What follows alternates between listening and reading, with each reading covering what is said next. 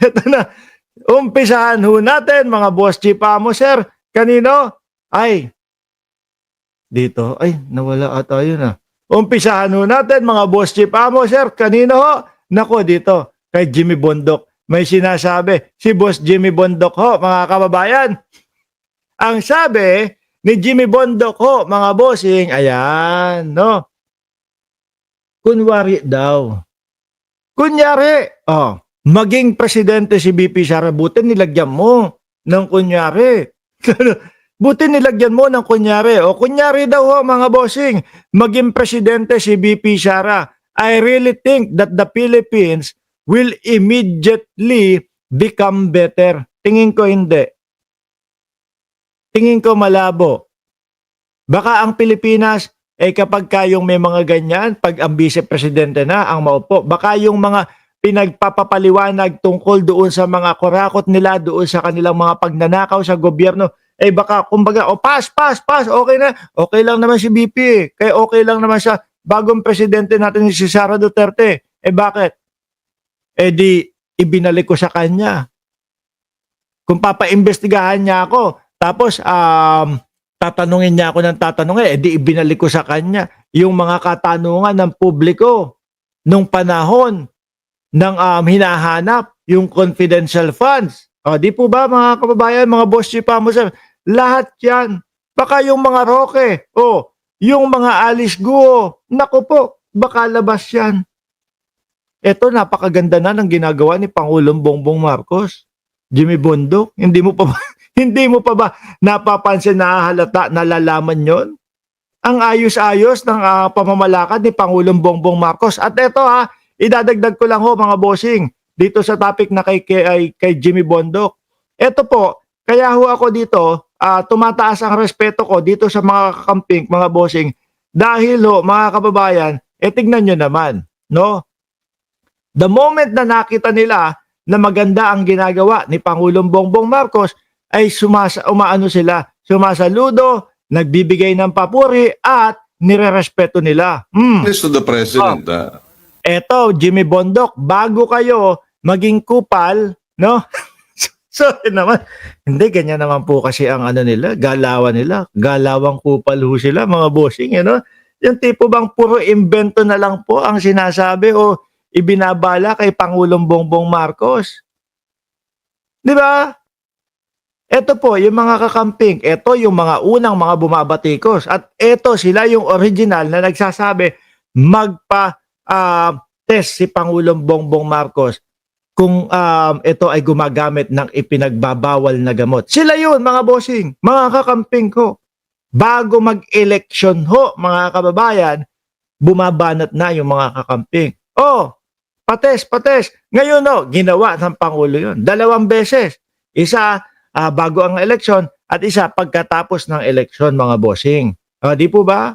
Ngayon, tumahimik yung mga kakamping. Bakit po? Kasi napatunayan ng Pangulo, negatibo siya.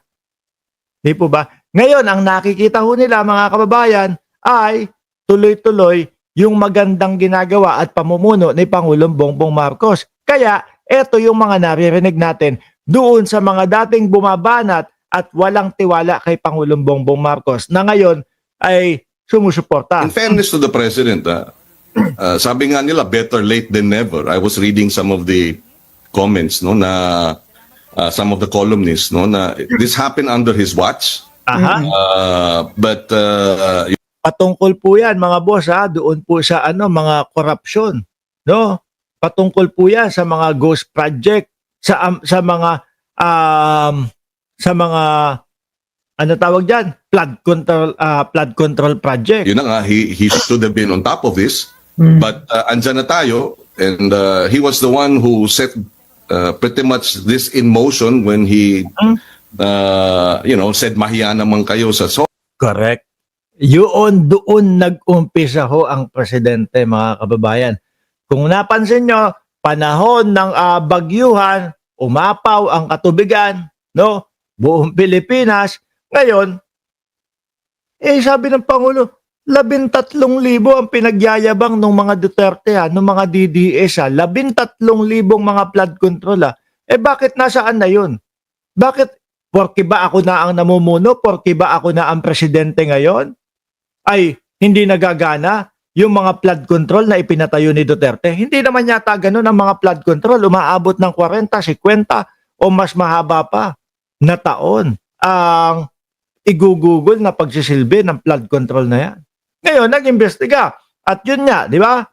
Pagkatapos noon, mga bossing, nung SONA, linatag na ni Pangulong Bongbong Marcos yung 15 kontraktor na sila po yung mga nangungunang nakakakuha nung mga proyekto galing sa gobyerno. Di ba, Sen Kiko?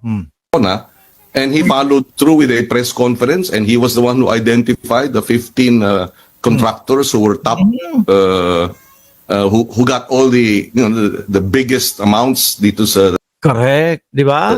billion. Mga kontraktor na nakakakuha ng malalaking mga proyekto. Hindi ko alam, hindi ko maintindihan mga boss J. Pamo, sir. Bakit yung kampo ni Jimmy Bondoc, hanggang ngayon nasasabi pa din na kung si Sara Duterte daw po ang magiging presidente, immediately become better daw agad. Baka hindi naman. Baka yung mga investigasyon doon sa mga korap, biglang hinto. Balik tayo sa dati natin. Tahimik. Walang awaya sa Senado, walang awaya sa Kongreso, tahimik tayo. Pero tahimik na pala tayong ninanakawan. Ngayon mga bossing, magulo. Yes, oo. Magulo. Kasi sila nagwawarlahan Sila nag-aaway mga kababayan. Mas pipiliin ko na magulo at sila ay nagtuturoan, Nagtuturoan. Yan, alam ko yan, magnanakaw yan. Magnanakaw yan. At naglalabasan ng kanilang mga ebidensya upang maubos po yung mga hinayupak na mga magnanakaw sa gobyerno o sa kaban ng bayan natin. Magiging magulo po talaga yan, mga boss. Ngayon, ang pinapalabas ng mga DDS, ang gulo-gulo ng pamunuan ni Bongbong Marcos, ang daming korupsyon.